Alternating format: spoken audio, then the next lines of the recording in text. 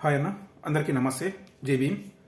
అయితే నేను ఈ వీడియో చేయడానికి కారణం ఏంటంటే రాజేష్ మహాసేన ఆర్ఎస్ ప్రవీణ్ కుమార్ సార్ మీద ఎలా చేసినట్టే వీడియో తను తన ఇష్టాసరంగా మాట్లాడడం జరిగింది.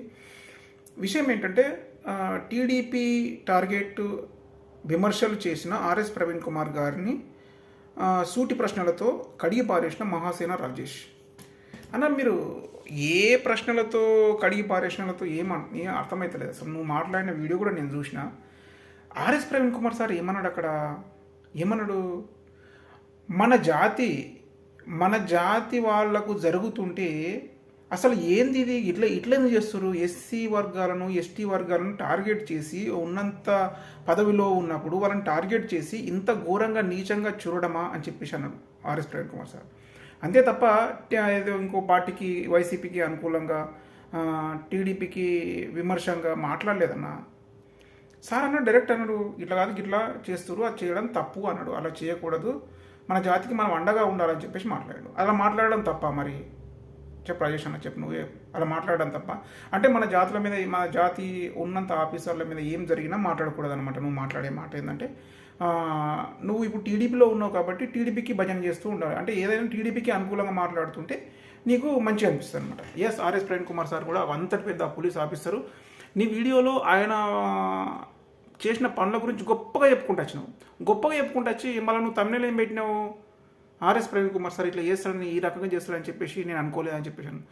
ఆయన పనులు చేయడం, ఆయన పనులు చేసిన పనులని గొప్పయే. మళ్ళీ ఆయన గురించి గొప్పగా చెప్పి మళ్ళీ ఒక్క నిమిషం కూడా కాలేదు, మళ్ళీ విమర్శించడం మొదలుపెట్టినావు.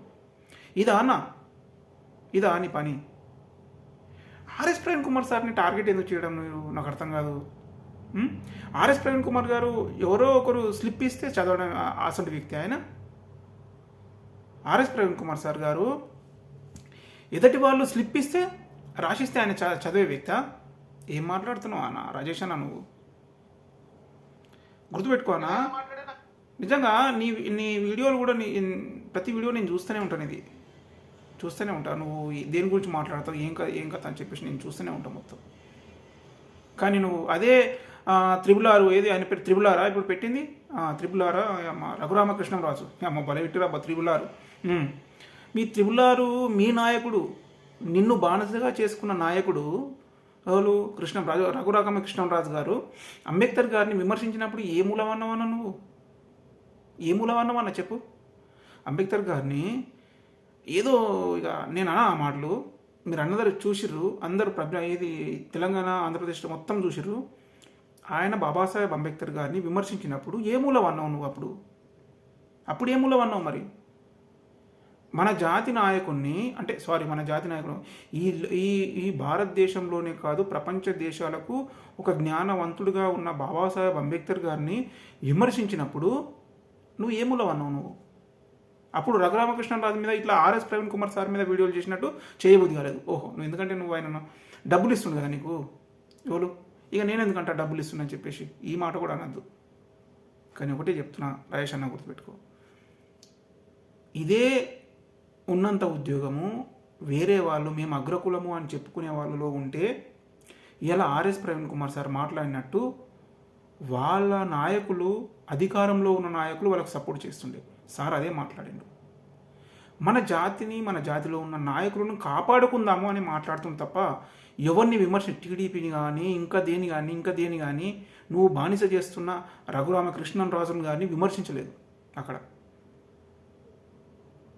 అలా. మరి అప్పుడే వైసీపీలో ఉన్నప్పుడే చేయొచ్చు కదా, ఇప్పుడేం చేయడం? అంటే అధికారం వస్తే ఒక రకంగా, అధికారం లేకపోతే ఒక రకంగా. ఈ రకంగా మాట్లాడడం రాదా అన్న నీకు? అంటే టీడీపీ అధికారంలో లేదు, అప్పుడు ఏమనలేదు. ఇప్పుడు టీడీపీ అధికారంలోకి వచ్చిన తర్వాత వైసీపీకి అనుకూలంగా మాట్లాడండి అని చెప్పేసి ఒక ఉన్నంత స్థాయి ఆఫీసర్ను అట్లా మన ఎస్సీ వర్గానికి చెందిన నాయకుడిని మాదిగానే ఎడిసిపెట్టాలి. ఎస్సీ వర్గానికి చెందిన నాయకులను అలా చేయడం సమంజసమా? చెప్పమా, నువ్వు చెప్పు. అంటే నిన్ను పోలీస్ స్టేషన్లో వేసి ప్రశ్నలు అడిగినంత మాత్రాన అంటే ప్రజలందరూ నిన్ను ఒక్కొన్ని ప్రశ్నలు అడిగి నిన్ను కొద్దిగా ఇబ్బంది చేసినంత మాత్రాన ఉన్న వాళ్ళందరినీ అడిగి చేస్తారు. ఇక ఏందన్నా రాజేష్ అన్న నాకు ఎట్లయినా 8-9 లక్షల ఫాలోవర్స్ నేను ఏం చెప్తే అది నమ్మిపోతారు ప్రజలు అని చెప్పేసి అనుకుంటున్నావా? జాగ్రత్త అన్న, జాగ్రత్త. మాటలు మాత్రం చక్కగా మాట్లాడు. ఎందుకంటే నువ్వు తమిళలో ఏం పెట్టినావు అంటే మరీ ఘోరంగా పెట్టినావు. ఏకి పారేసినా మాట్లాగో, కడిగి పారేసిన రాజేష్. ఏం కడిగినావా నన్ను? ఏం కడిగినావు చెప్పు. ఒకరు స్లిప్ ఇస్తే చదివే నాయకత్వం ఆర్ఎస్ ప్రవీణ్ కుమార్ సార్ది కాదు, గుర్తుపెట్టుకో. నువ్వు మనల్ని కాదు, మన జాతుల మీద జరుగుతున్న అన్యాయాలని ప్రశ్నించు. టీడీపీకి వైసీపీకి అధికారంలో ఉన్న రోజులు వైసీపీకి బానిసగా చేసినావు. టీడీపీ అధికారం వచ్చింది, ఇప్పుడు దీనికి బానిసగా చేస్తున్నావు. అద్దన్నా ఇవి ఇసుంటి అద్దు. జాతిని జాగృతం చేయి. ఉన్నది నీకు. ఇక నువ్వే అన్నావు కదా, మస్కట్, దుబాయ్, కోవైట్, అక్కడ నుంచి వచ్చిన ఫండ్స్ అన్నీ ఇక ఏం వస్తున్నాయో మాకు సంబంధం లేదు, నువ్వు ఎలా బతున్నావు. కానీ ఒకటే, ఇప్పుడు వీళ్ళు ఇచ్చే డబ్బులు నీకు అవసరం లేదన్న, ఎందుకంటే నాయకులే ఇస్తారు నీకు. ఎందుకంటే 9 లక్షల మంది ఫాలోవర్స్, నీ ఇష్టం ఉన్నట్టు మాట్లాడినా ప్రతి ఒక్కరు చూస్తూనే ఉంటారు. 9 లక్షల్లో ఒక 5 లక్షల మంది చూడకుండా 4 లక్షల మంది వీడియో చూస్తూనే ఉంటారు. దాని ద్వారా నీకు డబ్బులు వస్తాయి. ఇక నువ్వు ఏది మాట్లాడి నడుస్తుంది అని చెప్పేసి నీ యొక్క ఆలోచన. అద్దన్న అట్లా మాట్లాడకు. మన వర్గాలకు మన వర్గాల నాయకులు వాళ్ళు ఏ స్థానంలో ఉన్న వాళ్ళని గౌరవించడం నేర్చుకో. అయ్యో మా వర్గాలకు అన్యాయం జరుగుతుందని చెప్పేసి ప్రశ్నించడం నేర్చుకోవాలా. ఓకే అన్న, అందరికీ పేరునే చెప్పి. ఓకే రాజేష్ అన్న, దయచేసి బ్రదర్స్ ఈ వీడియో రాజేష్ అన్న గారికి పోయేదాకా షేర్ చేయండి. ఓకే అన్న, అందరికీ పేరునే జై భీమ్, అందరికీ నమస్తే.